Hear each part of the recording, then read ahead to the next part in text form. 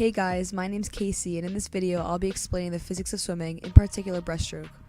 Before I get into specifics, let me talk about the basics. According to fluid dynamics, a swimmer moving through the water has four forces acting on them. The force of gravity, which pulls the swimmer down, the thrust force, which propels the swimmer forward, the drag force, which acts against the forward motion of the swimmer, and the buoyant force, which pushes up against the swimmer and keeps them suspended in the water.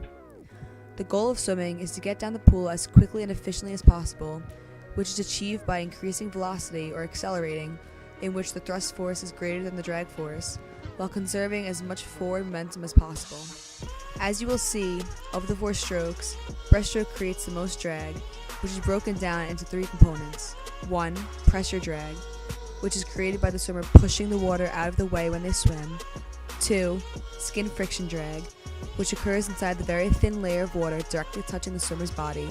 And 3. Surface or wave drag, which is resistance due to the surface waves produced by the movement of the swimmer. So, how do you minimize the drag force and maximize the thrust force in swimming breaststroke? Every stroke cycle begins and ends in a streamline, in which your arms and legs are extended from the body. This position is the most efficient way to move through the water because the body is as straight as possible along the direction of travel. There is no surface drag in this position, while skin friction drag and pressure drag are at a minimum. In swimming breaststroke, the swimmer relies on their pull and kick to create thrust that will propel them forward when they return to the streamline position at the end of the stroke cycle. In breaststroke, the pull consists of two propulsive movements, the outsweep and the insweep. During the outsweep, the swimmer, from the streamline position, pushes their hands outward with palms slightly angled down at a 45-degree angle. At the end of the outsweep, the arms should be slightly past the shoulders and the fingertips should be pointing at the bottom of the pool. As per Newton's third law of motion, every action has an equal opposite reaction. When the swimmer pushes against the water pushes back. This pressure drag that is created against the surface of the arms and the hands is what swimmers refer to as feel. In this case, pressure drag is good because it gives the swimmer something to push against to propel themselves forward. Notice that the elbows remain high on the surface of the water. This puts the swimmer's arms in a better position to apply a greater backwards force and to generate lift force for the breath.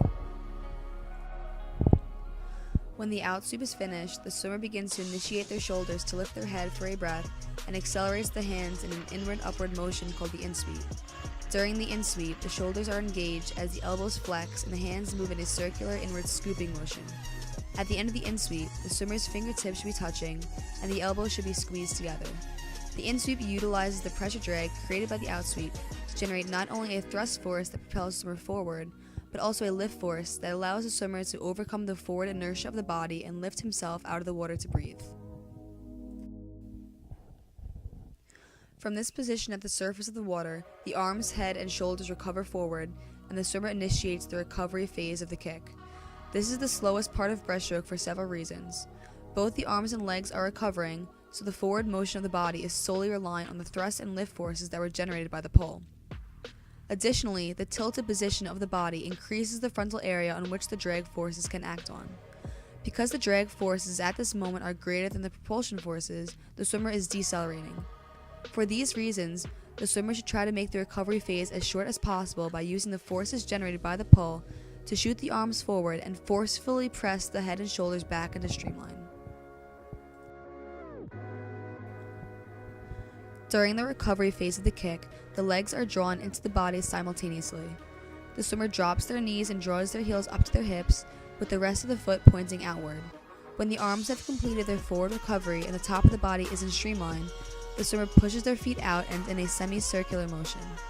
During this motion, the water pushes against the feet with an equal force, creating the needed pressure drag for the swimmer to propel forward. To finish the kick, the swimmer snaps their feet together so that they are touching. At this point, the swimmer is back in the streamline position. Because the thrust forces provided by the pull and the kick are greater than the drag forces that act on a swimmer in streamline, the swimmer is accelerating. This is what the completed stroke looks like.